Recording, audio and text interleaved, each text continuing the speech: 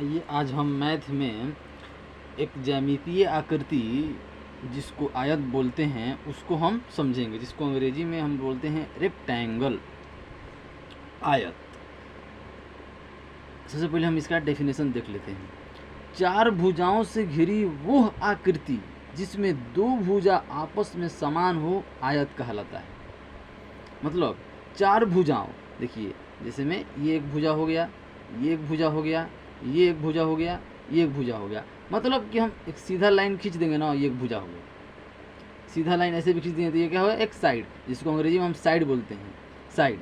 तो चार भुजाओं से घिरी वो आकृति जिसमें दो भुजा आपस में समान हो आयत कहलाता है। अब देखिए मैंने एक ये लाइन खींचा, एक ये लाइन खींचा, एक ये लाइन खींचा, एक ये, 1 2 3 4, चार भुजा हो गया, तो ये एक आयत हुआ। लेकिन यहाँ पर कह रहा है कि जिसमें दो भुजा आपस में समान हो, एक ये भुजा, एक ये भुजा। अब ध्यान से देखिएगा तो ये इन दोनों की लंबाई आपस में समान है, इन दोनों की लंबाई आपस में समान है, लेकिन इसकी लंबाई और इसकी लंबाई आपस में समान नहीं है।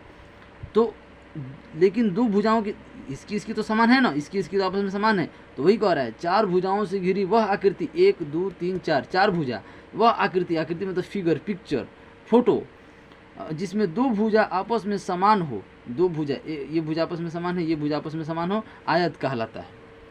अब आइए हम आयत का उदाहरण देख लेते हैं कि दैनिक जीवन में आयत कहाँ कहाँ हम लोग को दिखता है। घर का छज्जा, जब हम लोग घर बनाते हैं तो रूम में ऐसे मान लीजिए ये एक रूम है, तो यहाँ पर एक हम लोग छज्जा देते हैं ताकि इस पर हम कुछ सामान रख सकें।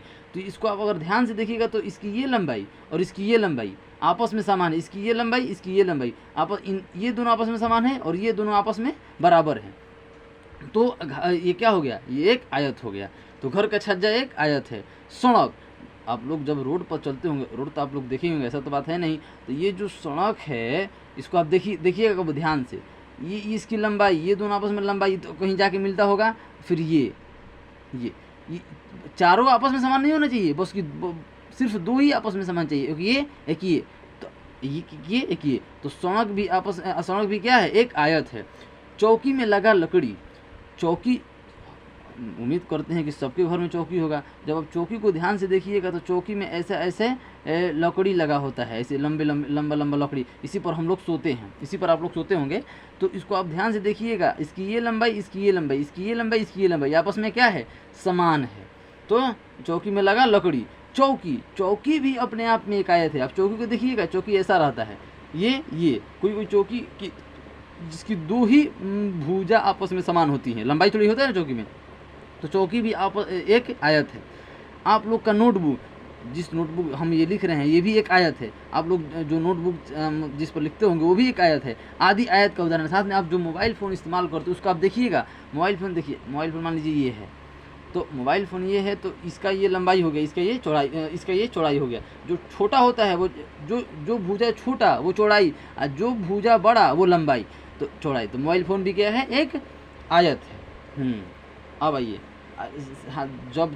जब दो सतह एक दूसरे के ऊपर सीधा खड़ा हो तो हमेशा उसके बीच में अब यहाँ पर देखिए, जब दो सतह, मान लीजिए एक ये सतह हो गया, एक उसके ऊपर ये खड़ा हो गया, तो हमेशा उसके बीच में 90 डिग्री का एंगल बनता है। अगर वो एकदम सीधा खड़ा हो, जैसे हम धरती पर ज़मीन पर एकदम सीधे खड़े होंगे, तो ज़मीन, मान लीजिए ये हम हैं, ये ज़मीन है, तो ज़मीन और हम लोगों के बीच में जो कोण बन रहा है वो हमेशा 90 डिग्री का बनता है। अच्छा, घर का दीवार मान लीजिए ये है, मतलब ये ऐसे इस पर ऐसे दीवार उठता है ना, दीवार, तो ज़मीन, नीचे का ज़मीन और दीवार, इन दोनों के बीच में कोण जो बनता है वो 90 डिग्री का बनता है। अगर ये 90 डिग्री का कोण नहीं बना तो दीवार टेढ़ा हो जाएगा और दीवार गिर जाएगा। इसीलिए तो यहाँ पर देखिए, एक ये सतह हो गया और इस सतह पर ये खड़ा है, वो भी एकदम सीधा खड़ा है। अगर ये ऐसे खड़ा रहता या ऐसे खड़ा रहता तो 90 डिग्री नहीं बनता, तो सीधा खड़ा है, इसलिए इन दोनों के बीच में क्या कोण बन रहा है, 90 डिग्री। ये देखिए, इस पर ये सीधा खड़ा है तो इन दोनों के बीच में 90 डिग्री कोण बन रहा है।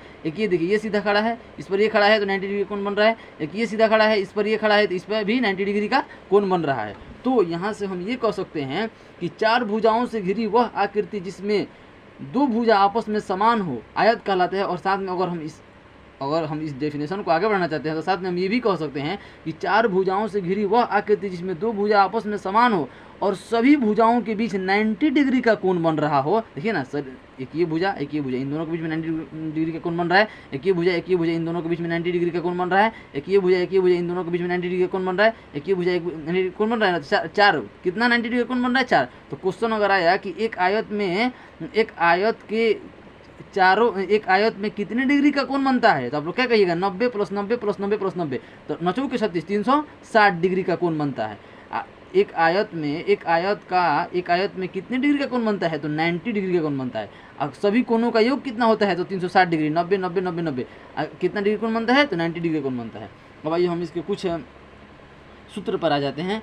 आयत का परिमाप का मतलब होता है इसकी जो भुजा है ना, इसकी जो भुजा है, एक ये भुजा है कि इन चारों को जोड़ के बताना ही क्या कहलाता है, आयत का परिमाप कहता है। हाँ, सबसे बड़ी बात, खेत भी कोई आप देखिएगा, खेत तो हमारा देश कृषि प्रधान है, तो खेत तो यहाँ है। आप कभी किसी खेत को देखिएगा तो वो आयताकार होता है, तो कभी किसी के मुंह से भी आप सुनते होंगे कि ये आयताकार खेत है, यानी कि उसका लंबाई चौड़ाई दो भुजा आपस में बराबर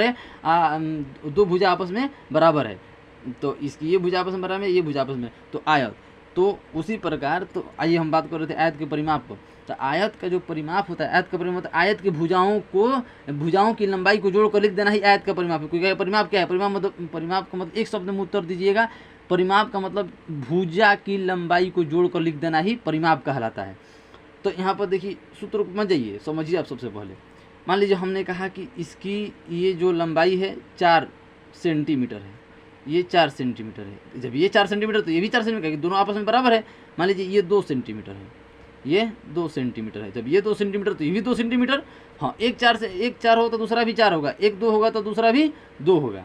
तो अब आइए, अब हम बोले हैं कि इस आयत का परिमाप बताइए, तो आप आराम से बता दीजिएगा। हम अभी क्या बोले कि चारों भुजाओं की लंबाई को जोड़कर लिख देना ही आयत का परिमाप है। अब जोड़िए, 4 4 8 8 2 10 2 12, तो इस आयत का परिमाप कितना हो गया, 12।